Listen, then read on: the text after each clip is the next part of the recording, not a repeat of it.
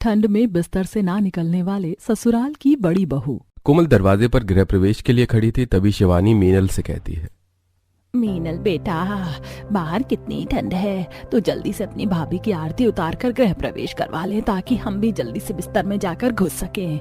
अब रजाई में घुसने के बाद ही इस ठंड से राहत मिलेगी। हाँ माँ, तुम हटो, मुझे जल्दी से आरती उतार कर गृह प्रवेश करवाने दो। मीनल जल्दी से कोमल की आरती उतारती है और कोमल दाहिने पैर से कलश गिराकर गृह प्रवेश करती है। तभी दादी माँ कहती हैं, आओ आओ पोता बहू, तुम्हारा हमारे घर में स्वागत है। गृह प्रवेश करवाने के बाद शिवानी अपनी सास से कहती है, माँ जी, गृह प्रवेश तो हो गया, बाकी की रस्में हैं अब हम कल कर लेंगे। वैसे भी बहुत ठंड लग रही है तो मैं सोने जा रही हूँ।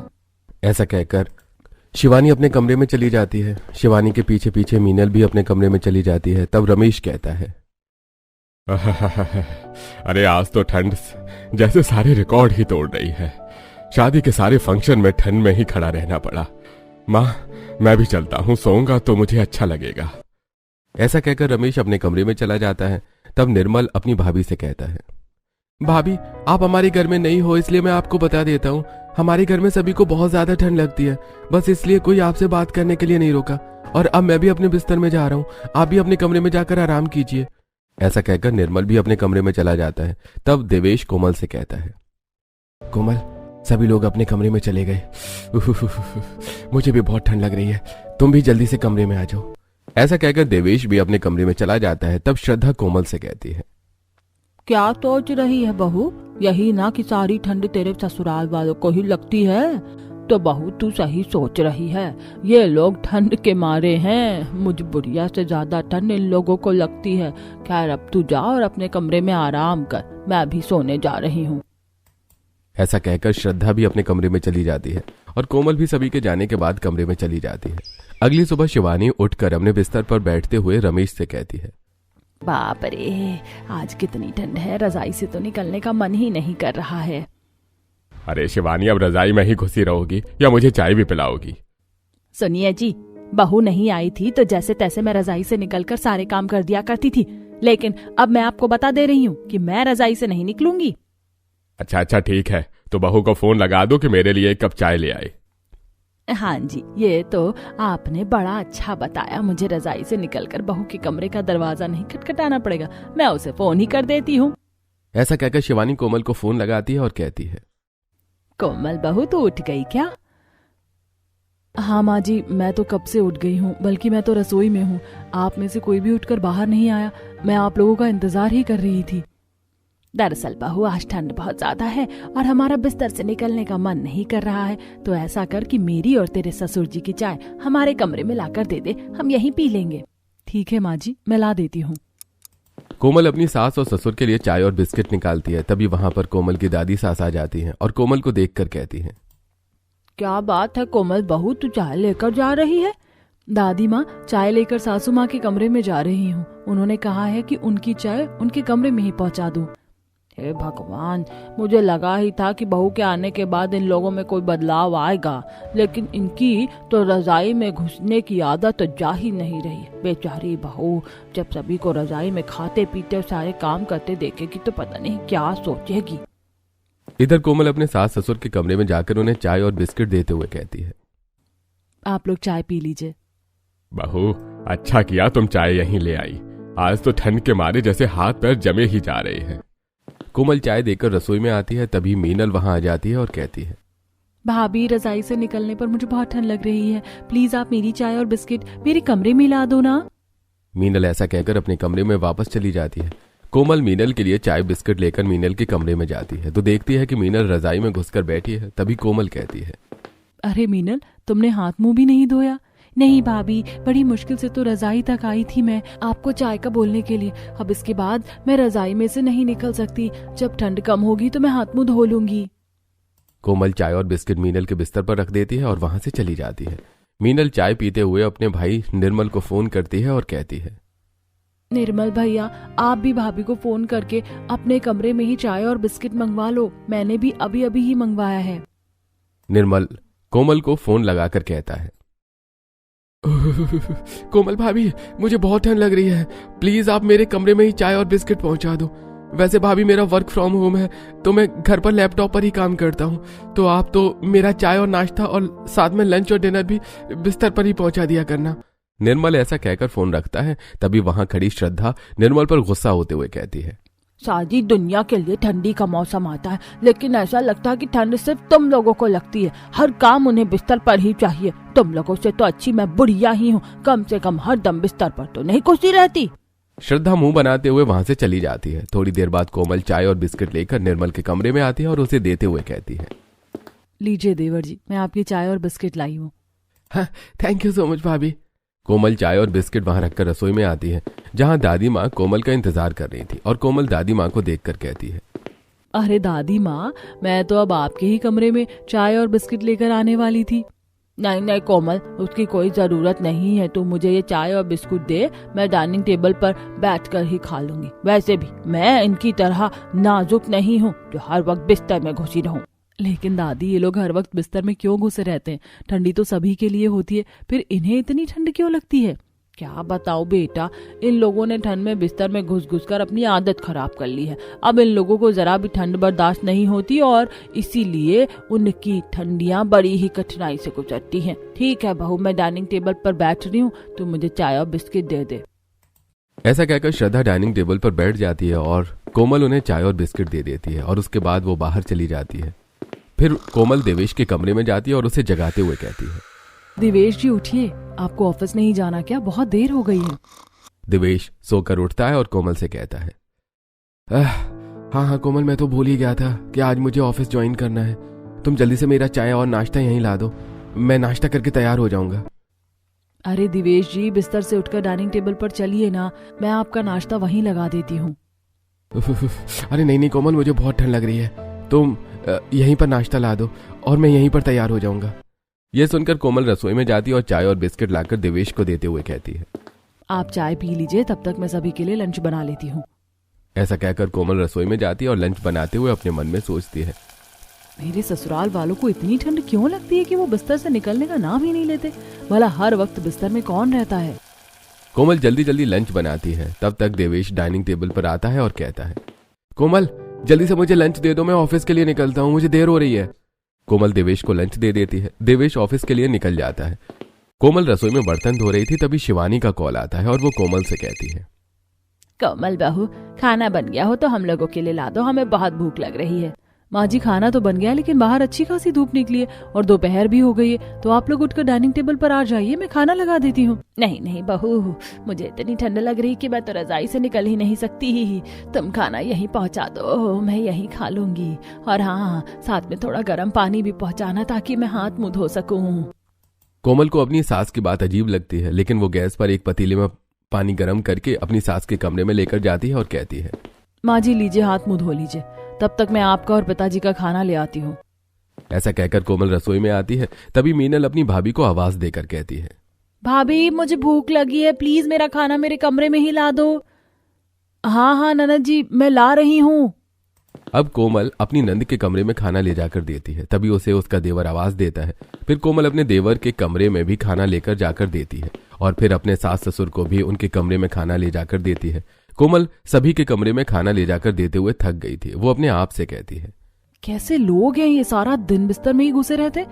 मैं तो इस घर में काम करके थक गई हूँ और बोर भी हो गई हूँ। कोमल ऐसा सोच रही थी कि तभी दादी माँ वहां आती हैं और कहती हैं, अरे कोमल बेटा, तेरा और मेरा खाना निकाल ले, हम दोनों डाइनिंग टेबल पर बैठकर खा लेते। बाकी लोगों ने तो अपने अपने कमरे में ही खा लिया होगा। ठीक है दादी माँ, चलो, मुझे कोई तो साथ मिला, वरना मुझे लग रहा था कि अकेले ही खाना पड़ेगा। अब कोमल अपना और दादी का खाना निकाल लेती हैं। दोनों डाइनिंग टेबल पर बैठकर बातें करते हुए खाना खाते हैं। उसके बाद श्रद्धा कोमल से कहती है, कोमल बहू, यहाँ तो सब अपने अपने कमरे में घुसे रहते, तू तो अकेली बोर हो जाती होगी। ऐसा कर, थोड़ी देर आंगन में जाकर धूप में बैठ जा, तुझे अच्छा लगेगा। अब कोमल आंगन में जाकर कुर्सी लगाकर धूप में बैठती है और न्यूज़पेपर पढ़ने लगती है। तभी वहां पर कनिका आती है और कोमल से कहती है, अरे कोमल, कैसी हो तुम? तुम्हारे ससुराल वालों को तो दिन भर रजाई में घुसे रहने की आदत है और तुम धूप में बैठी हो। हाँ कनिका चाची, मुझे रजाई में घुसे रहना अच्छा नहीं लगता, इसीलिए मैं धूप में बैठी हूँ। वैसे पूरी कॉलोनी में बस वही लोग हैं जो ठंड आते ही अपने कमरों में घुसे रहते हैं और सारा काम बिस्तर पर ही करते हैं। अच्छा मैं चलती हूँ, वो तो मैंने तुम्हें देखा तो सोचा थोड़ी तुमसे बातें कर लूं। कनिका ऐसा कहकर चली जाती है। शाम हो जाती है और कोमल रसोई में खाना बनाने के लिए जाती है। खाना बनाकर वो सभी को उनके कमरे में ले जाकर दे देती है। ऐसे ही कुछ दिन बीत जाते हैं। एक दिन कोमल आंगन में झाड़ू लगा रही थी, तभी मीनल ने कोमल को फोन किया और बोली, भाभी जरा मेरे कमरे में तो आना, मुझे आपसे बहुत जरूरी काम है। हाँ हाँ मीनल आ रही हूँ। कोमल मीनल की कमरे में जाती है तो मीनल रजाई ओढ़कर कमरे में बैठी थी। मीनल कोमल को एक कैंची देते हुए कहती है, भाभी देखो ना मेरे बाल कितने दो मुँहे हो गए, प्लीज आप मेरे बाल काट दो ना। हाँ हाँ मीनल तुम बिस्तर से उतर कर नीचे आओ तो मैं तुम्हारे बाल काट देती हूँ। अरे नहीं नहीं भाभी, मुझे बहुत ठंड लग रही है, मैं नीचे नहीं आ सकती, आप बिस्तर पर बैठे बैठे मेरे बाल काट दो। अब मीनल बिस्तर पर ही रजाई ओढ़कर बैठी रहती है और कोमल बिस्तर पर बैठी मीनल के बाल काट देती है और फिर अपने कमरे में चली जाती है। शाम को 4 बजे निर्मल अपनी भाभी को फोन करता है और कहता है, भाभी मैं और मीनल माँ और पिताजी के कमरे में रजाई ओढ़कर बैठे हैं, हमें भूख लग रही है तो प्लीज आप हमारे लिए यहाँ पर मैगी बना कर ला दो। देवर जी सुबह का नाश्ता बिस्तर पर, दोपहर का खाना बिस्तर पर, रात का भी खाना बिस्तर पर। कम से कम ये हल्का फुल्का नाश्ता करने के लिए तो आप लोग बाहर आ ही सकते हैं। मैं आपको मैगी बनाकर बिस्तर पर लाकर नहीं दूंगी, अगर खाना है तो आपको बाहर आना होगा। फोन रखने के बाद निर्मल सभी को बताता है, भाभी तो हमें मैगी बिस्तर पर लाकर नहीं देंगी। कोई बात नहीं बेटा, तुझे याद है ना पिछली ठंड में हमने एक केटल खरीदा था, क्यों ना हम उसी में मैगी बना ले।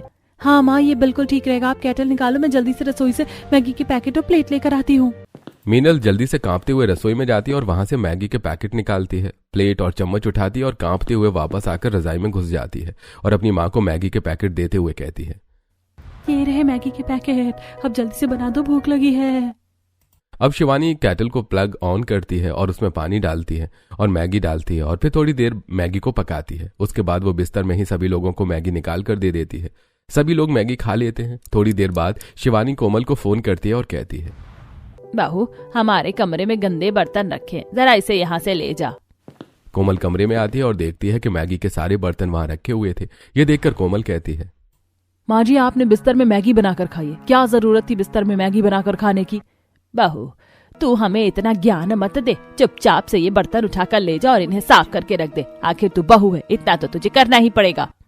बेचारी कोमल सारे बर्तन उठाती है और रसोई में ले जाकर उन्हें ठंडे पानी से साफ करती है और मन ही मन सोचती है, हे भगवान ये लोग सारा दिन घर में गंद फैला कर रखते और मुझे अकेले सब साफ सफाई करनी पड़ती है, मैं तो इन लोगों से परेशान हो गई हूँ।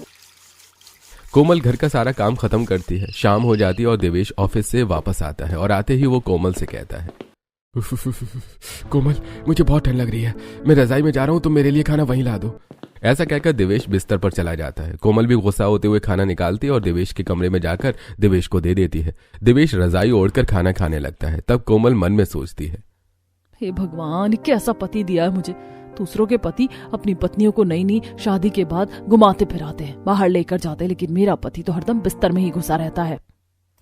अब कोमल वापस रसोई में आती है और अपने काम में लग जाती है। ऐसे ही 3 दिन और बीत जाते हैं। एक दिन जब सुबह सुबह कोमल सोकर उठती है तो देखती है कि उसके कमरे में बिस्किट, नमकीन और चिप्स के पैकेट पड़े हुए हैं। ये देखकर कोमल कहती है, ओहो आपने कितनी गंदगी मचाकर रखी है कमरे में। कोमल रात को मुझे भूख लगी थी और मुझे तो पता था कि तुम मुझे कुछ भी बनाकर देने वाली नहीं हो, इसलिए मैंने ये सब रात को बिस्तर में बैठे बैठे खा लिया। देवेश की बात सुनकर कोमल ने अपना सिर पकड़ लिया। उसके बाद कोमल अपने कमरे से बाहर आती है और झाड़ू उठाकर झाड़ू लगाने लगती है तो उसे सभी के कमरों में बिस्किट, चिप्स और कुरकुरे के पैकेट मिलते हैं, जिसे देखकर वो बहुत गुस्सा होती है लेकिन कुछ नहीं कहती। शाम को कोमल जब रसोई में जाकर फ्रिज खोलती है तो देखती है कि सब्जियां खत्म हो गई थी। कोमल अपनी सास के पास आती है और कहती है, माँ जी रसोई में सब्जियां खत्म हो गई हैं, तो चलिए हम बाजार से सब्जियां ले आते हैं। ठीक है बहू, तो तुम पलंग के नीचे से मेरी चप्पल ले आओ और मुझे मेरी शॉल उठाकर दे दो। अब कोमल अपनी सास को पहले चप्पल देती है, उसके बाद शॉल उड़ा देती है। अब सास बहू दोनों सब्जियां लेने के लिए निकल जाती हैं। दोनों सास बहू सब्जियां खरीदती हैं, फिर वो दोनों वापस आने लगती हैं। तभी पड़ोसन कनिका अपनी सास कांता के साथ सब्जी मार्केट जाते हुए दिखाई देती है। कांता शिवानी को देखकर ताने मारते हुए कहती है, शिवानी आजकल तो तू दिखाई नहीं देती, और दिखाई दे भी कैसे है, पूरी ठंड तो तू रजाई में खुशी रहती है। क्या करूं कांता चाची, मुझे ठंड ही इतनी लगती है, वैसे कभी कभी तो बाहर निकलना ही पड़ता है। अब देखो ना सब्जियां लेने आई हूँ अपनी बहू के साथ। अच्छा मैं चलती हूँ वरना शाम हो जाएगी तो और ज्यादा ठंड लगने लगेगी। ऐसा कहकर शिवानी अपनी बहू के साथ अपने घर आ जाती है। घर आते ही श्रद्धा कहती है, आ गई बहू सब्जियां लेकर, चलो इसी बहाने रजाई से बाहर तो निकली तू। हाँ हाँ माँ जी वो तो ठीक है, लेकिन अब तो मुझे बहुत ठंड लग रही है और मैं अपने कमरे में रजाई ओढ़कर बैठने जा रही हूँ। ऐसा कहकर शिवानी अपने कमरे में चली जाती है। तब श्रद्धा कोमल से कहती है, बेटा इन्हें सुधारने के लिए भगवान को अवतार लेना पड़ेगा। इनकी छोड़, अब शाम हो रही है तो तू जल्दी से खाना बना ले। जी दादी माँ। ओहो सब्जियां लाने में तो बहुत थक गई हूँ। ऐसा करती हूँ कि मीनल को कहती हूँ कि वो थोड़ी मदद कर दे। यही सोचकर कोमल मीनल के कमरे में जाती है तो देखती है कि कोमल रजाई ओढ़ लेती है। कोमल मीनल से कहती है, मीनल आज सब्जियां लाने में मैं बहुत थक गई हूँ, तो तुम मेरे साथ खाना बनाने में मेरी मदद कर दो। भाभी मुझे आपकी मदद करने में कोई प्रॉब्लम नहीं है, लेकिन मुझे इतनी ठंड लग रही है कि रजाई से बाहर नहीं निकल सकती, इसीलिए खाना आपको खुद ही बनाना पड़ेगा। कोमल को गुस्सा तो बहुत आता है, लेकिन वो क्या कह सकती थी, इसलिए वो रसोई में जाती है और खाना बनाने लगती है। ऐसे कुछ समय बीत जाता है। एक दिन कोमल सुबह सुबह सोचती है, आज ऐसा करती हूँ कि किसी के लिए नाश्ता उनके कमरे में नहीं पहुंचाऊंगी, फिर तो सबको डाइनिंग टेबल पर आना ही पड़ेगा। यही सोचकर कोमल नाश्ता बनाती है और किसी के कमरे में पहुंचाने से मना कर देती है। जब काफी देर तक कोई बाहर नहीं आता तो कोमल सोचती है, जब तक कोई नाश्ता करने नहीं आ रहा तब तक ऐसा करती हूँ कि मैं झाड़ू लगा लेती हूँ। अब कोमल झाड़ू उठाकर झाड़ू लगाने लगती है। वो झाड़ू लगाते लगाते अपने सास ससुर के कमरे में जाती है तो देखती है कि वो लोग बिस्तर में बैठकर चिप्स और कुरकुरे खा रहे हैं। यह देखकर कोमल गुस्सा होते हुए कहती है, माँ जी पिताजी आप लोग क्या कर रहे हैं? सुबह सुबह आप लोग चिप्स और कुरकुरे क्यों खा रहे हैं? अरे बहू तू ही तो हमें सुबह सुबह कुछ बनाकर नहीं देती। अब भूख लग रही थी तो बिस्तर पर बैठे बैठे हमने यही खा लिया। खाया तो खाया, लेकिन आप लोगों ने कमरा कितना गंदा कर रखा है। अब कोमल अपने सास ससुर के कमरे में झाड़ू लगाती है। उसके बाद वो अपने देवर के कमरे में जाती है तो वो भी अपने कमरे में बैठकर चिप्स कुरकुरे और नमकीन खा रहा था। और फिर वो अपने नंद के कमरे में जाती है तो देखती है कि नंद ने बाहर से स्नैक्स ऑर्डर करके मंगवा लिया था और वो बिस्तर पर बैठकर खा रही थी। ये देखकर कोमल अपना सिर पकड़ लेती है और कहती है, हे भगवान, ये लोग तो रजाई में घुसे रहने का कोई ना कोई तरीका निकाल ही लेते हैं। अब कोमल रसोई में आती है और दादी माँ का नाश्ता लेकर उनके कमरे में जाती है और उन्हें देते हुए कहती है, दादी माँ लीजिए, आप नाश्ता कर लीजिए। अरे बेटा तू नाश्ता मेरे कमरे में क्यों लाई है? मैं तो बाहर ही आ रही थी। दादी माँ आप कितनी समझदार हो, लेकिन हमारे घर वाले आपकी तरह समझदार क्यों नहीं है? मैं तो इन लोगों को सुधारने की कोशिश करके परेशान हो गई हूँ। ये लोग तो बिस्तर से निकलने का नाम ही नहीं लेते। अरे बेटा अगर उन्हें सुधारना इतना आसान होता तो मैं उन्हें सुधार चुकी होती। उन्हें सुधारने के लिए इन पुराने तरीकों से काम नहीं चलेगा, तुझे कुछ नया तरीका लगाना होगा। दादी माँ की बात सुनकर कोमल मन ही मन उस तरीके के बारे में सोचती है जिससे उसके ससुराल वालों को सुधारा जा सके। अगले दिन कोमल सुबह बड़ी ही खुशी के साथ अपने सास ससुर के कमरे में जाती है और कहती है, माँ जी मुझे आप लोगों से बहुत जरूरी बात करनी है। देखो शिवानी, अगर तुम रजाई से निकलने के बारे में बात करना चाहती हो तो मत करो, हम रजाई से नहीं निकल सकते। अरे नहीं नहीं माँ जी, मैं रजाई से निकलने की बात नहीं कर रही हूँ। आप फोन करके बाकी सभी लोगों को बुला लीजिए, फिर मैं बताती हूँ कि मैं क्या बात करने वाली थी। अब शिवानी फोन करके मीनल, देवेश, निर्मल और श्रद्धा को भी बुला लेती है। मीनल, देवेश और निर्मल भी अपनी मम्मी पापा के कमरे में आकर रजाई में घुस जाते हैं और फिर कोमल सभी को बताती है, माँ पता है मेरी एक फ्रेंड है, वो अमेरिका से आई है। कल रात को मुझे उसका फोन आया था और वो मुझे एक ठंड में होने वाले कंपटीशन के बारे में बता रही थी। वो फैमिली कंपटीशन है और हिस्सा लेकर जीतने वाले को 25 लाख रुपए का इनाम है। क्या कहा कोमल? 25 लाख रुपए का इनाम? और जो नहीं जीता उसको? माँ जी फाइनल में पहुंचने वाली हर टीम को 5 लाख रुपए का इनाम है। अरे वाह भाभी, ये तो बहुत अच्छा कंपटीशन है, लेकिन इसमें करना क्या होगा? ज्यादा कुछ नहीं मीनल, बस एक रात बिना रजाई के उनके लगाए हुए टेंट में गुजारनी होगी। अरे बहू तू कैसी बातें कर रही है? हम तो घर में बिना रजाई के नहीं रह सकते, तो तू टेंट में रहने की बात करती है। अरे नहीं नहीं, ये हमसे नहीं होगा, हमें नहीं लेना इस कंपटीशन में हिस्सा। हाँ कोमल, पिताजी सही कहते हैं, हमें इतनी ठंड लगती है, हम भला टेंट में बिना रजाई के सारी रात कैसे गुजारेंगे? देखिए अभी हमारे पास 1 महीने का समय है, क्योंकि कंपटीशन 1 महीने बाद है। अगर हम 1 महीने बाद बिना रजाई के रहने की प्रैक्टिस करें तो 1 महीने में हम अपने आप को इतना स्ट्रांग कर लेंगे कि हम बिना रजाई के 1 दिन रह सकते हैं। और फिर अगर हम जीत गए तो हमें 25 लाख का इनाम मिलेगा और फाइनल में आ गए तो 5 लाख का। वैसे सोच लो आप लोग। कोमल ऐसा कहकर वहां से चली जाती है। उसके जाने के बाद श्रद्धा सभी लोगों से कहती है, कोमल बहू इतने अच्छे कंपटीशन के बारे में बता रही है जिसमें कुछ करना ही नहीं और अच्छे खासे पैसे भी मिल जाएंगे। मुझे तो कोमल पर पूरा विश्वास है कि अगर तुम लोग उसका साथ दो तो वो ये कंपटीशन जरूर जीतेगी। तुम लोगों के पास सुनहरा मौका है, हाँ या ना कहने से पहले तुम लोग सोचो इस बारे में। ऐसा कहकर श्रद्धा भी कमरे से बाहर चली जाती है। उसके बाद रमेश कहता है, अरे वैसे गलत नहीं बोल रही थी कोमल, 25 लाख रुपए की बात है और अगर हम फाइनल में पहुंच गए तो 5 लाख तो तब भी मिल जाएंगे। हाँ पिताजी, और 1 महीने का टाइम भी तो है। अगर हम कोशिश करेंगे तो खुद को इस कंपटीशन के लिए तैयार कर सकते हैं। हमें हिम्मत करके इस रजाई को फेंक कर सबसे बाहर आना होगा। 1 महीने का टाइम बहुत होता है, हम कर सकते हैं।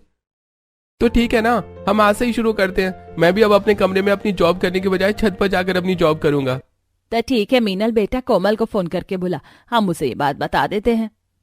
शिवानी तुम भी गजब करती हो, जब हमें इस रजाई से बाहर ही निकलना है तो कोमल को फोन करके यहाँ क्यों बुलाए। ऐसा करते हैं कि हम ही बाहर चलते हैं। रमेश की बात सभी को पसंद आती है। अब सभी लोग कांपते हुए रजाई से बाहर निकलते हैं और कांपते हुए ही वो हॉल में पहुंचते हैं जहां कोमल दादी माँ से बातें कर रही थी। कोमल उन सभी को देखकर हैरान रह जाती है और कहती है, अरे वाह, आज तो आप लोग रजाई से बाहर निकल गए, बहुत खुशी की बात है। आप लोग यहाँ बैठकर दादी माँ से बातें करिए, तब तक मैं रसोई में जाकर आप लोगों का नाश्ता तैयार कर देती हूँ। और हाँ, साथ ही में इस रूम हीटर को भी चालू कर देती हूँ ताकि आप लोगों को कम ठंड लगे। अब कोमल रूम हीटर को चालू कर देती है और फिर खुशी खुशी रसोई में जाती है और सभी का नाश्ता बनाती है। उसके बाद कोमल डाइनिंग टेबल पर नाश्ता लगाती है और सभी लोगों को बुलाती है।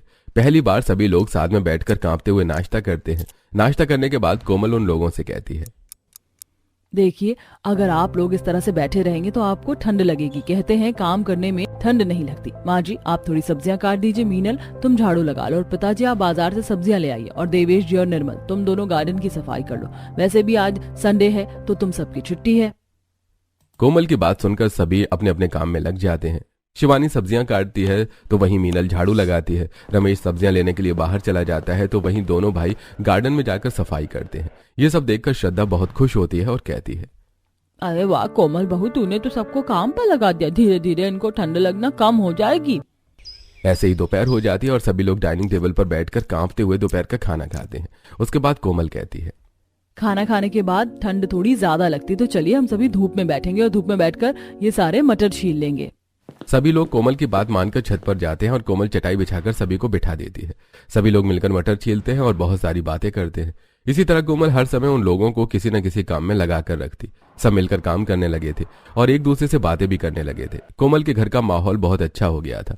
ऐसे 1 महीना बीत जाता है। एक दिन शिवानी कोमल से कहती है, कोमल बहू, मुझे लगता है कि हम लोग कंपटीशन के लिए तैयार हो गए हैं और अब तो हमारा रजाई में घुसने का मन ही नहीं करता और सारा दिन हम सभी लोग काम करते रहते हैं। तो अब तुम बताओ कि कंपटीशन कब है। माफ कीजिएगा माँ जी, लेकिन ऐसा कोई कंपटीशन नहीं था। मैंने आप लोगों को सुधारने के लिए झूठ बोला था, क्योंकि मेरे पास आप लोगों को सुधारने के लिए इससे अच्छा कोई और तरीका नहीं था। भाभी, आपने हमें इतना बड़ा धोखा दिया, ये आपने ठीक नहीं किया। अरे मीनल, तू इसे धोखा कहती है? बाकी कोमल का एहसान मानो कि उसने तुम लोगों को ठंड से लड़ना सिखा दिया। हाँ मीनल, माँ जी सही कहती है। जो काम हम इतने सालों से नहीं कर सके वो कोमल ने हमें सिखा दिया। और ये हमारे लिए किसी 25 लाख के इनाम से कम थोड़ी ना है कि अब हमें रजाई से आजादी मिल गई। शिवानी की इस बात से घर के सभी लोग सहमत हो जाते हैं। वो कोमल का शुक्रिया अदा करते हैं और वो ठंड को एंजॉय करके खुशी खुशी अपना जीवन गुजारने लगते हैं।